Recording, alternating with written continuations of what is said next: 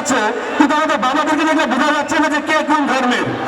আমি আমার বাবাদেরকে অনুরোধ করব প্রতিদিন না হোক অন্তত বিশেষ বিশেষ অকেশনে ধুতি পাঞ্জাবি পরার জন্য।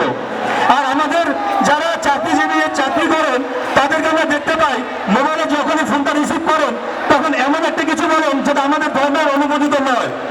যারা ফোন রিসিভ করেন অবশ্যই নমস্কার বলবেন, অপর প্রান্তে যে থাকে থাকুক, চাকরি থাকলে থাকবে, চাকরি যারা যাবে। আমরা আমাদের সংস্কৃতিকে ছাড়বো না। আমরা আমাদের পোশাকে, আমরা আমাদের আচরণে, আমরা আমাদের কথাবার্তায় অবশ্যই সনাতন ধর্মকে প্রচার করব।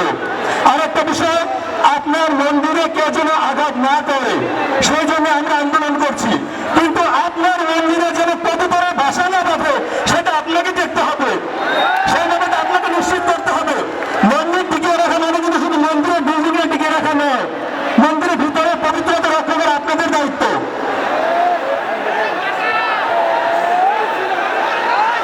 আরেকটা বিষয়, প্রত্যেকটা এলাকাতে মন্দির আছে, প্রত্যেকে একটা জিনিস নিশ্চিত করবেন আপনার মন্দিরে যেন অবশ্যই সন্ধ্যাবেলা প্রদীপ দেওয়া হয়। যে মন্দিরে সন্ধ্যা প্রদীপ দেওয়া হয় সেই মন্দির এমনিতে ন্যূনতম। তো আমরা চাচ্ছি আমাদের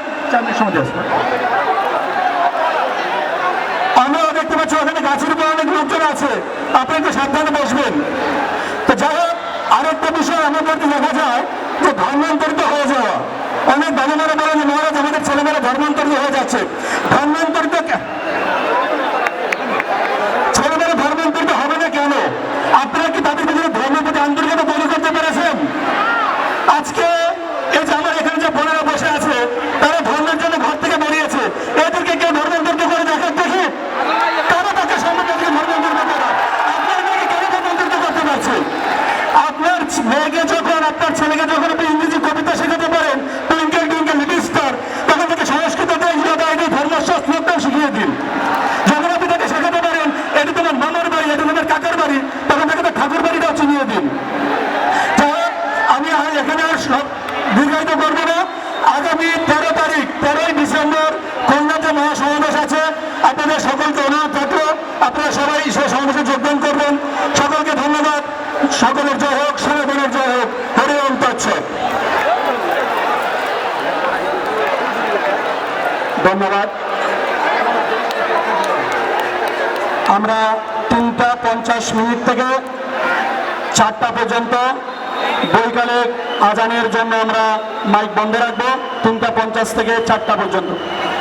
এ পর্যায়ে বক্তব্য রাখছেন বাংলাদেশ সন্ত মণ্ডলের অন্যতম পূজনীয় সন্ন্যাসী শ্রীমৎ রণনাথ মহারাজ।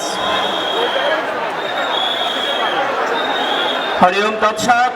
জয় শ্রীরাম, জয় শ্রীরাম, জয় শ্রীরাম, জয় শ্রীরাম। আমার দেশ, আমার মাটি, বাংলাদেশ ছাড়বো না। আমার দেশ, আমার মাটি, এ বাংলাদেশ ছাড়বো না, ছাড়বো না, ছাড়বো না, না, না। সম্মানিত সনাতনী,